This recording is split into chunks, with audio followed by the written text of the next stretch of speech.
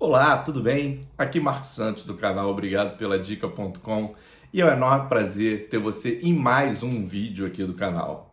O vídeo de hoje é sobre a jornada Agile.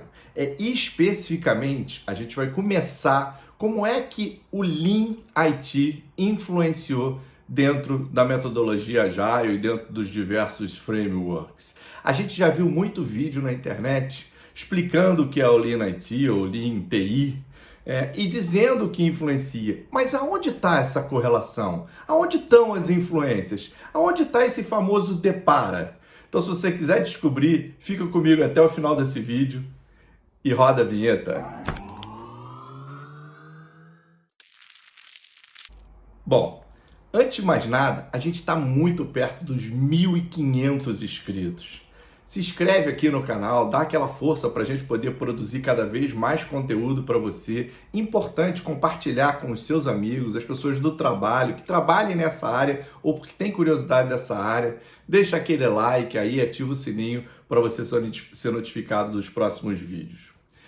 O vídeo de hoje a gente vai falar então sobre o Lean IT e como é que ele influenciou. E isso vale muito para as empresas e para os lugares onde querem fazer transformações ágeis, porque as coisas todas têm que começar de uma certa base. A gente fala que a mudança de mindset é muito importante, isso tem que vir do board executivo e ir descendo até, como a gente diz, o chão de fábrica lá, a parte mais operacional, mas a gente tem muita influência do Lean. E o Lean precisa, de uma certa forma, ser implantado aos poucos dentro da organização para que a gente fique com o nosso caminho, o nosso percurso, a nossa jornada ou a nossa transformação agile mais facilitada. Então, antes de falar um pouquinho das influências, vamos conhecer um pouquinho e vamos ilustrar e deixar todo mundo no mesmo nível de conhecimento com relação ao Lean IT.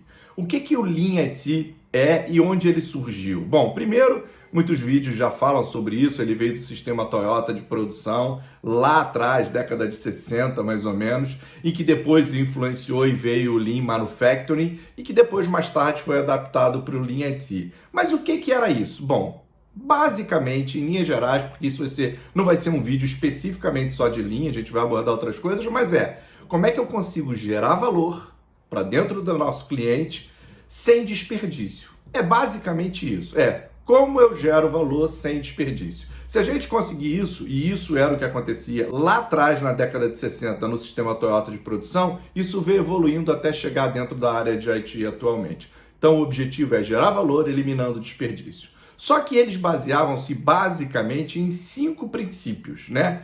Primeiro, o que é valor para o cliente? Identificar o que é valor para o cliente. Segundo, qual é a cadeia desse valor? Ou seja, para esse valor ser produzido, que processos que ele passa, que fluxo, né, que ele vai passar. Então, assim, qual é essa cadeia de valor? Terceiro, é um fluxo contínuo, sem paralisações, sem desperdícios, em tese, né, que a gente está falando, mas a gente sabe que eles vão acontecer e a gente precisa identificar, mas ter um fluxo contínuo. O quarto é uma produção puxada. Aí você vai falar, produção puxada? Produção puxada. É diferente de produção empurrada, porque a produção empurrada, depois eu vou falar um pouquinho mais à frente no vídeo, é aquela que gera estoque. E estoque é um dos tipos de desperdício, a gente vai perceber. E o quinto e último princípio que a gente tem dentro do Lean é a perfeição. É o famoso Kaizen, né? Aquela melhoria contínua, onde a gente consegue, tenta no máximo possível atingir a perfeição. Então, baseado nesses 5 princípios, e é isso que o Lean menciona, né? E é isso que, de uma certa forma, veio influenciar toda a parte dos frameworks ou da metodologia Agile, e a gente vai tentar fazer alguma correlação entre elas para ficar mais fácil para você, e vamos explicar um pouquinho cada um desses princípios. Bom, valor. Como é que eu identifico valor para o meu cliente? Existem algumas metodologias para fazer isso, mas tem uma que é muito mais simples, é muito mais fácil. Como? Perguntando. Eu preciso perguntar para o meu cliente o que é valor para ele. Posso observar, posso fazer entrevistas com as áreas, mas eu tenho que entender e conversar. A conversa, as perguntas, o questionamento é importante. Por quê? O cliente não está pronto e não quer pagar para o que não gera valor. Então, lembra lá da época do PMI, lá no PMP, onde a gente tinha os famosos gold platings, que a gente tinha que fugir disso, que assim, não adianta gerar alguma coisa para o cliente que não vale para nada, que ele não vai usar. É isso, eu não preciso. Isso é um dos desperdícios, olha os links aí. A gente não pode fazer isso. Então a gente tem que perguntar ao cliente o que é valor para ele. Já fazendo uma correlação com as metodologias, com a metodologia e com os frameworks Agile, por exemplo, o que é o valor para o cliente pode ser o objetivo do teu projeto. Esse é um dos links do Lean para dentro da metodologia Agile, ou especificamente vamos falar aqui do Scrum, um dos frameworks. A partir daí que eu já sei qual é o valor, eu vou lá mapear a cadeia de valor. O que acontece na produção de alguma coisa dentro da área de IT, seja um banco de dados, seja o desenvolvimento de um novo software, seja uma manutenção, inclusive, o que é que agrega valor, que etapas que ele passa, qual é essa cadeia? Daí, quando a gente descobre qual é a cadeia de valores, a gente vai descobrir os steps. Isso já é um bom indicativo de onde podem estar desperdícios. Quando a gente fizer isso, muito possivelmente, nos processos, a gente pode já começar a tentar fazer algumas melhorias e isso pode gerar alguma user story, pode gerar alguma task. Olha aí um product backlog sendo formado para eu atingir o objetivo do meu projeto. Perfeito? O terceiro princípio é o fluxo contínuo. É eu tentar, depois de identificar essa cadeia de valor, perceber aonde estão os desperdícios. Vou fazer já um outro link com um Kanban. Cycle Time, Lead Time. Lembram o que é isso? Onde a gente identifica desperdícios e vê qual é realmente o tempo que nós produzimos valor para eliminar isso. Olha o Lean influenciando um dos frameworks, como nesse caso o Kanban. Quando a gente define esse fluxo contínuo, olhando para o Scrum, provavelmente, onde que isso ocorre de uma forma linear, onde a gente vai passando os steps de um quadro Scrum. O board, onde a gente tem o backlog, o doing, o teste, a validação e assim sucessivamente. A gente cria um fluxo contínuo nisso aqui. Então, é importantíssimo, depois da gente fazer isso, a gente gerar esse fluxo contínuo, seja através do Kanban, seja através do Scrum, mas é importante a gente manter esse fluxo sempre em funcionamento. Quanto menos tempo a gente tiver em cada parada, vou dar algumas situações na prática. Nossa, eu liberei as minhas user stories para o meu usuário e está lá muito tempo para validar. Ou então foi liberado para eu começar a fazer uma user story porque ela podia estar pronta, né? O DOR podia estar ok, o Definition of Ready, mas aí eu percebi que faltou um requisito e ficou muito tempo para poder me esclarecer essa pendência dentro do requisito. Olha aí um desperdício, que é uma das coisas relacionadas ao Lean. Então a gente precisa manter o máximo possível esse fluxo contínuo. Depois, o próximo princípio é, como a gente falou, da produção puxada. O que é a produção puxada? É aquela história de que eu só produzo no momento ideal, no momento correto. Eu não produzo em momentos que eu não vá precisar daquilo. Aonde é que a gente consegue correlacionar isso com os frameworks agiles? Por exemplo, quando o PO prioriza o nosso backlog e monta o Sprint Backlog.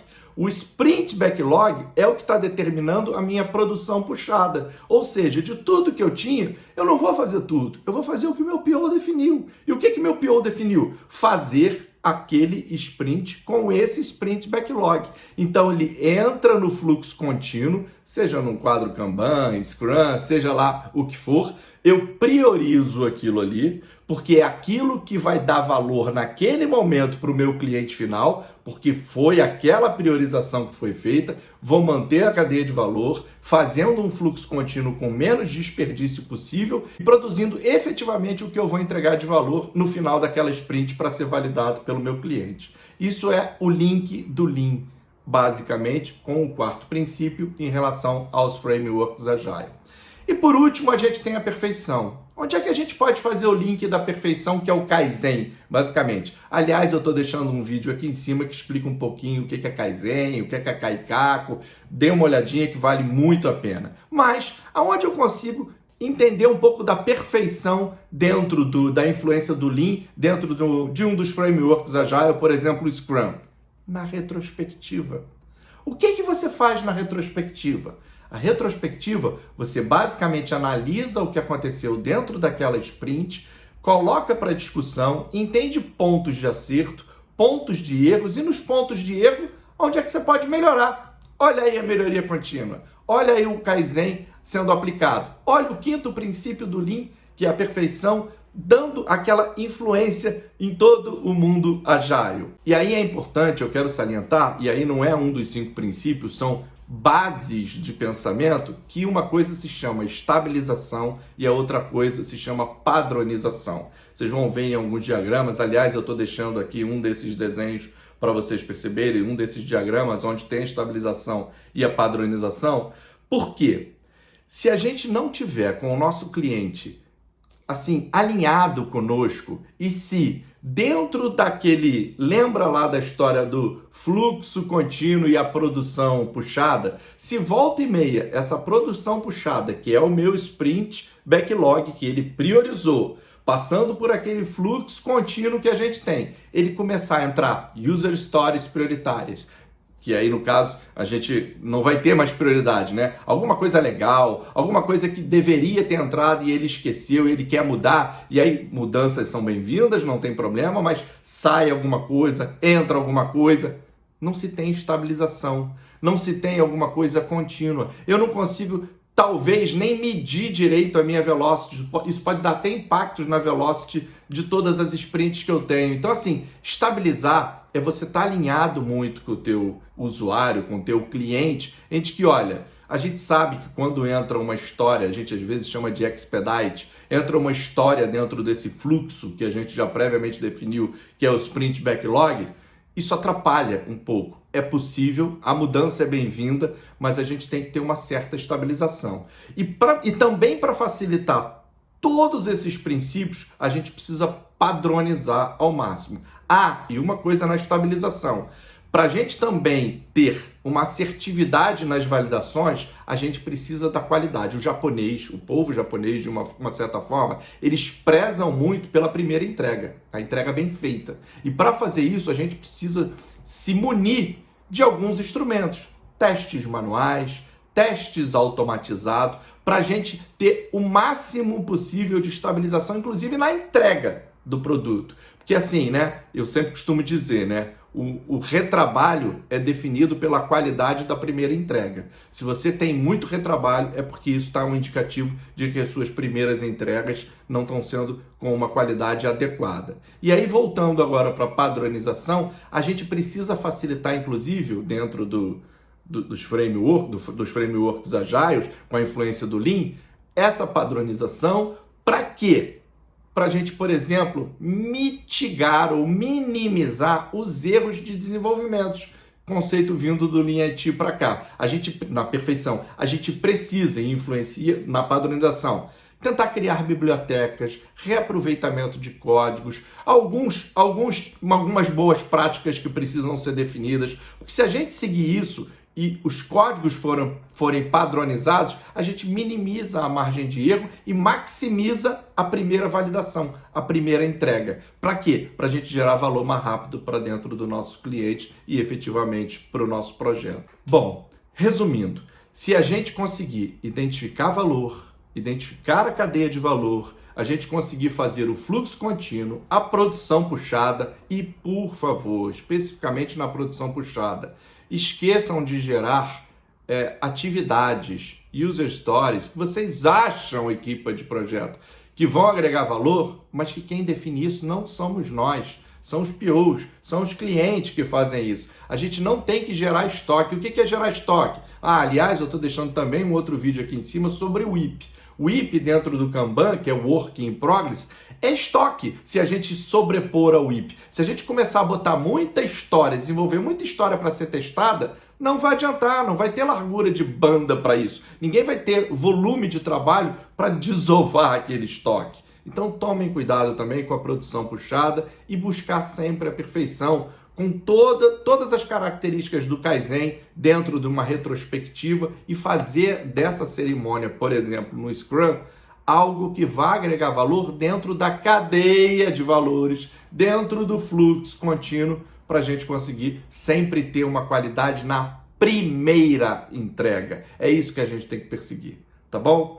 Espero que vocês tenham gostado desse vídeo. Comenta se você tinha alguma noção com relação a essas correlações. Acho muito importante vocês saberem. Qualquer transformação ágil, a gente tem que trazer o Lean para dentro dessa transformação, com a influência dos conceitos nessa transformação agile, na implantação, seja ela qual for, do framework que a gente vai fazer da metodologia agile, tá bom? Obrigado e até o próximo vídeo.